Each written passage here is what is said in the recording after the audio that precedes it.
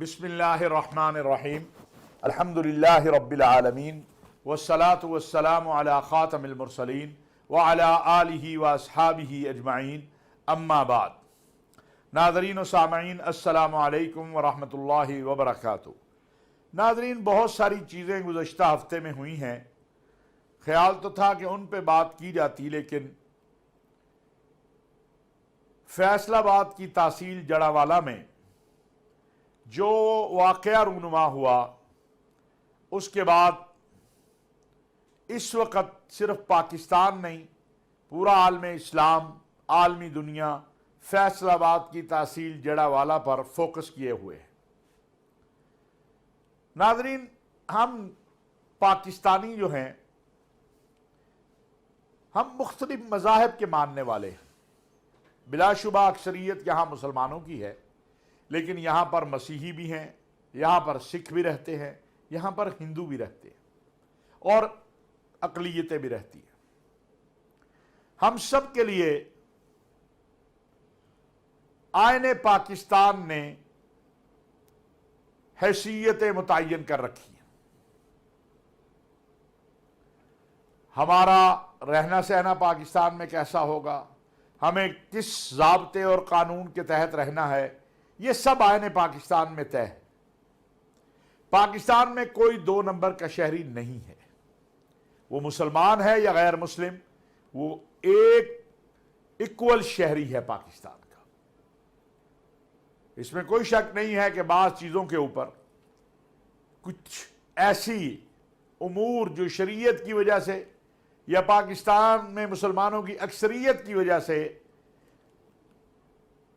کچھ راستے مسدود تو ہیں، لیکن آپ ان راستوں کو یہ نہیں کہہ سکتے کہ وہ راستے جو ہیں کہیں کسی بھی اقلیت کو دو نمبر کا شہری بناتے ہیں۔ جڑاوالا میں قرآن کریم کے اوراق ملتے ہیں جن پر کچھ غلیظ تحریر ہوتی ہے، ان پہ کسی شخص کا نام بھی ہوتا ہے، تصویر بھی سنا ہے لگی ہوئی ہے، اور پھر وہاں پر ہنگامہ برپا ہو جاتا ہے، مسجدوں سے اعلان شروع ہو جاتے ہیں، مسیحی جو اس علاقے کے رہنے والے ہیں ان کے اوپر حملے شروع ہو جاتے ہیں۔ بڑی مشکل سے اس میں پولیس کو ہم کریڈٹ دیں گے کہ مقامی انتظامیہ، پولیس اور علماء نے مل کر مسیحی برادری کو محفوظ کیا، لیکن اس علاقے میں موجود جتنے بھی چرچ تھے وہ اس وحشت اور دہشت کا نشانہ بن گئے۔ مسیحیوں کے گھر اس وحشت اور دہشت کا نشانہ بن گئے۔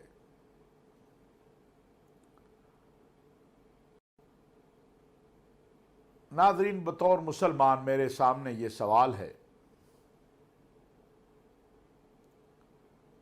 کہ ہم کہاں کھڑے ہیں؟ ہمارا دین دین اسلام ہے، ان الدین عند اللہ الاسلام، جس کا معنی سلامتی ہے۔ ہم جس اللہ کی عبادت کرتے ہیں، قل ان صلاتی ونسکی ومحیای ومماتی للہ رب العالمین لا شریک لہ،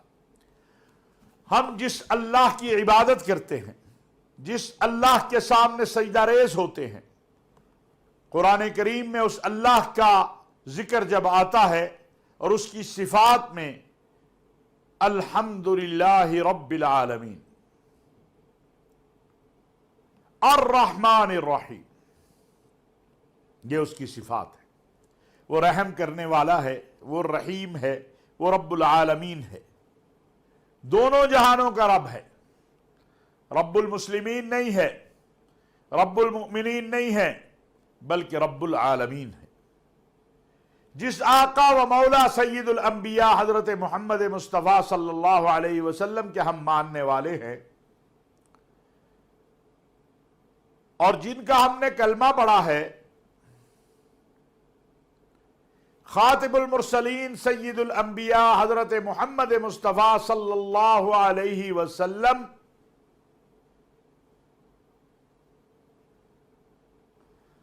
کا اللہ نے قرآن کریم میں جو صفت کو بیان کر دیا، کہا وَمَا أَرْسَلْنَاكَ إِلَّا رَحْمَةً لِلْعَالَمِينَ، یعنی جو رب ہے ہمارا وہ رب العالمین ہے،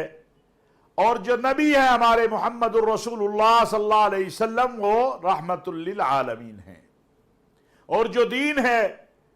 وہ اسلام ہے، سلامتی والا ہے۔ اب یہاں پر بے گناہ مسیحیوں کے گھر جلائے گئے، چرچ جلے، چرچ میں موجود تورات انجیل زبور اس کو جلایا گیا، جبکہ ہمارا ایمان ہے کہ الذین یؤمنون بما انزل الیک وما انزل من قبلک وبالآخرۃ ہم یوقنون، کہ جو آپ پر اتارا گیا، آپ سے پہلوں پر اتارا گیا، اس پر ایمان لانا۔ کوئی شخص اس وقت تک مسلمان نہیں ہو سکتا جب وہ تورات انجیل زبور پر ایمان نہ لے آئے۔ کوئی شخص اس وقت تک مسلمان نہیں ہو سکتا جب تک وہ رسول اللہ صلی اللہ علیہ وسلم سے پہلے انبیاء پر ایمان نہ لے آئے۔ اب بدقسمتی یہ ہے کہ ایک طرف سویڈن میں اور ڈنمارک میں قرآن کریم جلایا جاتا ہے اور اس کے اوپر ہم احتجاج کرتے ہیں، پوری دنیا میں مسلمان اس پر احتجاج کر رہے ہیں، اسلامی تعاون تنظیم اس پر اجلاس کر رہی ہے، اور دوسری طرف جڑا والا میں ایک چرچ کے اندر تورات انجیل زبور کو جلا دیا جاتا ہے۔ اب آپ مجھے بتائیے کہ جو مین ہمارا مقدمہ ہے کہ قرآن کریم کو جلانا یہ درست نہیں ہے، اس عمل سے وہ کمزور ہوا ہے کہ طاقتور ہوا ہے؟ یہ میرا سوال ہے۔ پھر اس ملک کے اندر ایک قانون موجود ہے، اور اس قانون کے تحت توہین ناموس رسالت اور توہین مذہب کا قانون موجود ہے۔ کوئی بھی شخص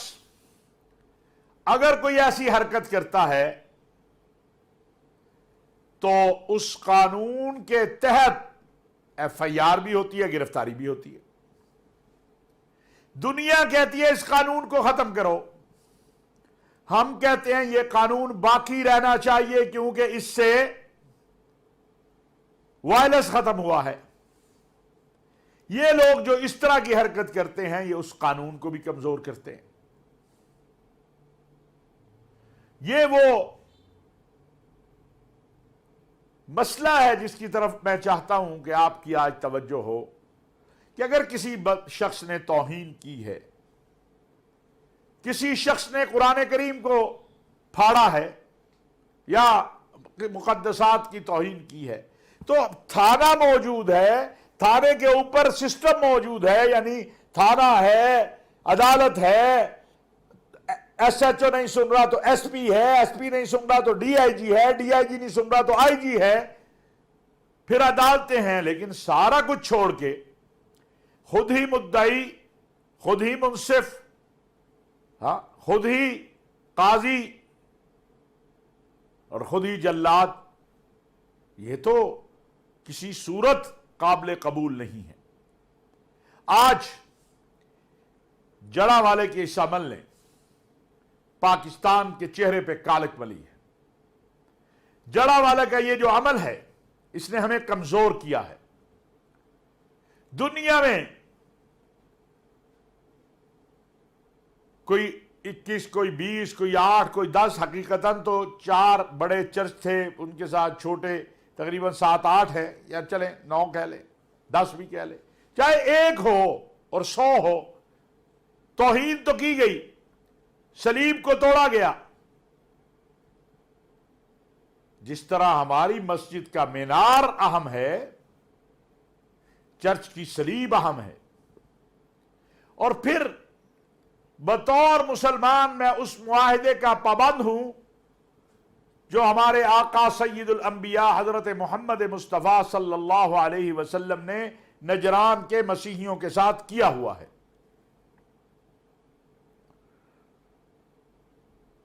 اس میں ان کی عبادت گاہیں، ان کا جان و مال، ان کی عبادت گاہوں میں لگی ہوئی گھنٹیاں، ان سب کا تحفظ دیا گیا ہے۔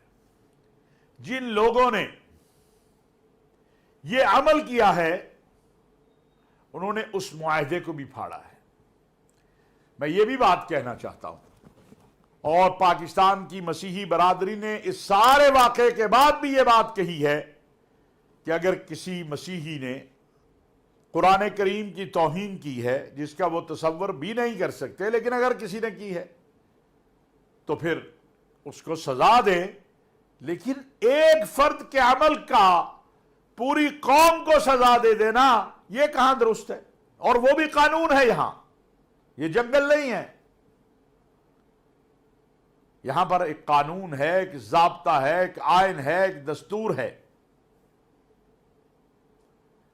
حکومت پنجاب نے سب سے پہلے تو وزیر اعظم پاکستان نے اس کے اوپر ایکشن لیا ہے، حکومت پنجاب نے اس پہ کمیٹی بٹھائی ہے، اور یہ بھی اطلاعات ہیں کہ جو مرکزی مجرم ہیں وہ گرفتار ہو چکے ہیں۔ یہ بات اب سامنے آئے گی کہ کیا یہ معاملہ خالی اتنا ہی تھا یا اس کے پیچھے کیا کردار تھا؟ یہ ساری چیزیں آئیں گی، ہم آپ کے ساتھ انشاءاللہ اس پہ بات کریں گے۔ ناظرین، دوسرا جو اہم موضوع ہے وہ ہے کہ پاکستان میں ایک نگران حکومت قائم ہوئی ہے۔ ہمارے وزیر اعظم کاکڑ صاحب، جن کے بارے میں نے پہلے بھی عرض کیا کہ وہ انتہائی معاملہ فہم و فراست رکھنے والے انسان ہیں، انہوں نے اپنی کابینہ بھی تشکیل دی ہے، اور کابینہ میں ان کے بہت اہم ذمہ دار جو اشخاص ہیں وہ اپنے اپنے شعبے کے ماہرین ہیں، خواہ وہ ہمارے وزیر اطلاعات جو ہمارے بہت محترم دوست بھی ہیں، بڑے بھائی بھی ہیں، مرتضیٰ سولنگی صاحب ہوں، خواہ وزیر داخلہ سرفراز بگٹی صاحب ہوں، خواہ گوہر اجاز صاحب ہوں، اسی طرح باقی حضرات، انیق صاحب جو ہمارے وزیر مذہبی امور بنے ہیں، یہ سارے بڑے محترم لوگ ہیں اور اپنے اپنے شعبوں میں ماہر ہیں۔ ضرورت اس امر کی ہے کہ ہم آگے بڑھیں، ایک دوسرے کے ہاتھ میں ہاتھ دیں اور پاکستان کو آگے لے کر چلیں۔ نگران حکومت کا جو بنیادی کام ہے وہ تو الیکشن میں مدد کرنا ہے الیکشن کمیشن کی۔ اب یہ بات الیکشن کمیشن کو معلوم ہے کہ الیکشن کب ہونا ہے، لیکن اس عرصہ کے دوران ہم توقع رکھتے ہیں کہ وزیر اعظم اور ان کی کابینہ کے اراکین ملک اور قوم کے لیے بہتر فیصلے کریں گے،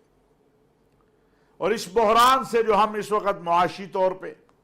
اقتصادی طور پہ جن بحرانوں میں ہیں، اس بحران سے ہمیں نکالیں گے۔ پاکستانی قوم، ہاں، وزیر صحت سب سے اہم شعبہ ہے، ڈاکٹر ندیم جان صاحب جو ہیں، اور میرا ان سے ایک ہی مطالبہ ہے کہ ایک تو یہ جو 2 نمبر دوائیں ہیں ان پہ کچھ کنٹرول کیجئے۔